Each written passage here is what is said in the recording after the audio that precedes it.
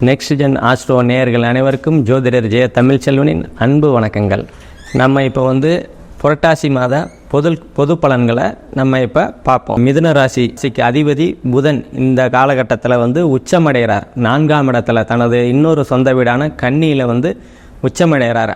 இதனால் நீங்கள் உங்களோட அந்தஸ்து, மதிப்பு, மரியாதை, கௌரவம் இத்தனை நாள் ரொம்ப நாளாக முயற்சி பண்ணிகிட்டு இருப்பீங்க.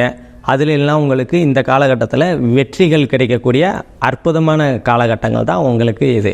அதே மாதிரி உங்கள் ராசியிலேயே செவ்வாய் இருக்கிறதுனால உங்களுக்கு இந்த சமயத்தில் கோபங்கள் நிறையா வரும். அதெல்லாம் கொஞ்சம் கட்டுப்படுத்திட்டு நீங்கள் செயல்படுறது உங்களுக்கு வெற்றியை தரும்.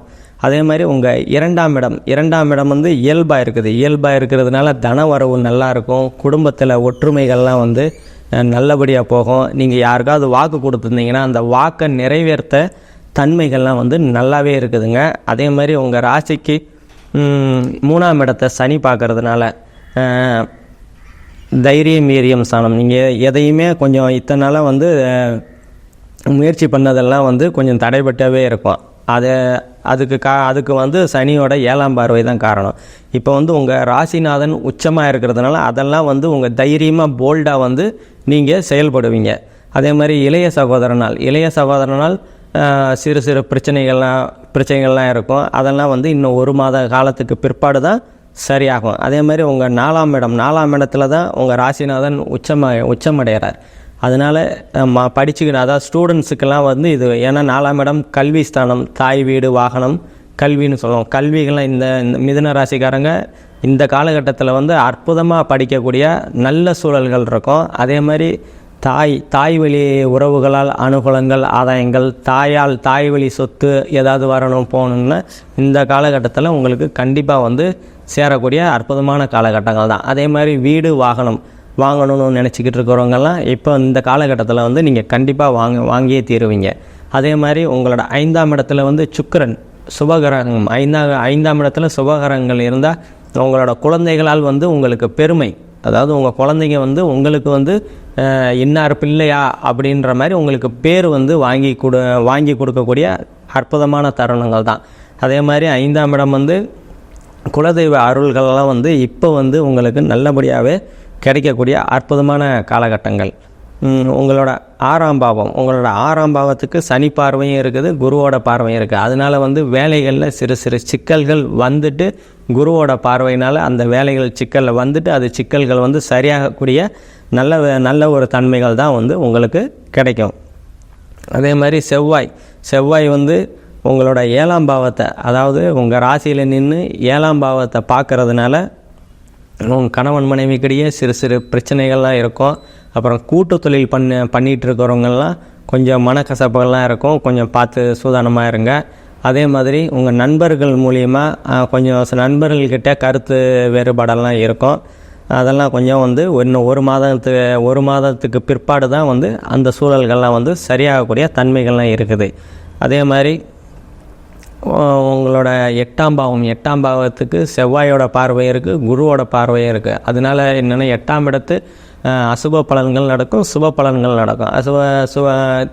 பணங்காசு வந்திருக்கும். அதாவது திடீர் பண வரவு. 8ஆம் இடம்னா திடீர் பண வரவு. திடீர் பண வரவு அது சுப செலவு. திடீர் பண வரவு கண்டிப்பாக வரும். அது சுபமாக செலவாகும். இப்போ என்ன குழந்தைங்களுக்கு இப்போ 50 வயசுக்கு மேலே இருக்கிற பெரியவங்கள்லாம் இப்போ குழந்தைகளோட திருமணத்துக்கு ஏதாவது கடன் கேட்டிருப்பீங்க. அந்த மாதிரி உங்களுக்கு இப்போதைக்கு உங்கள் கையில் கடன் கிடைக்கக்கூடிய வாய்ப்புகளும், அதை சுப செலவு, ஏன்னா திருமணத்திற்காக சுப செலவு பண்ணக்கூடிய காலங்கள் நல்ல தருணமாக தான் உங்களுக்கு அமையும். அதே மாதிரி உங்களோட 9ஆம் இடத்துல சனி பகவான் இருக்கிறதுனால உங்கள் தந்தையை இந்த காலகட்டத்தில் கொஞ்சம் கவனமாக பாதுகாத்துக்கிறது ரொம்ப நல்லது. அவங்களோட லேசாக ஏதாவது சளி ஜுரம் இருந்தால் கூட அவங்கள இமிடியேட்டாக கொண்டு போய் கொஞ்சம் நல்லா பராமரிக்கிறது, ஹாஸ்பிட்டலுக்கு கூட்டு போய் நல்லா பராமரிக்கிறது இந்த காலகட்டத்தில் ஒரு நன்மையை தரும். அதே மாதிரி உங்களோட 10ஆம் இடத்துல ராகு பகவான் இருக்கிறதுனால தொழில் ஸ்தானத்தில் இருக்கிறாரு. அந்த ராகு குரு வீட்டில் இருக்கிறாரு. சனி செவ்வாய் தொடர்பு இல்லாத ராகு நல்ல விதமாக அதை தான் பலன் தருவார்.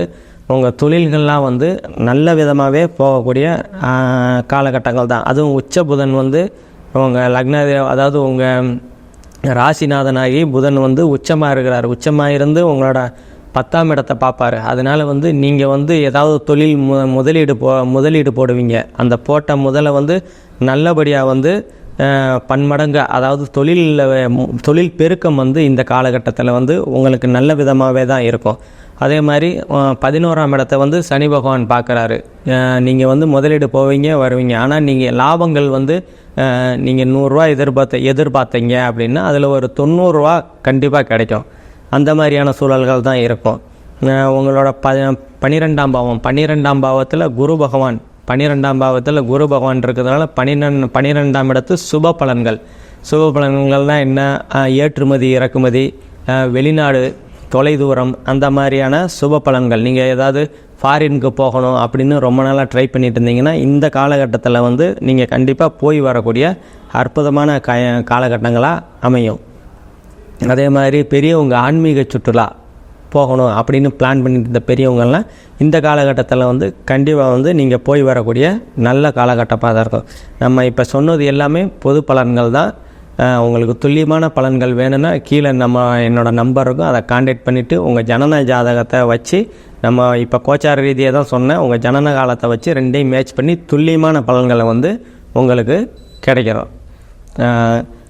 மிதுன ராசிக்காரங்க அனைவருக்கும் வாழ்த்துக்கள்.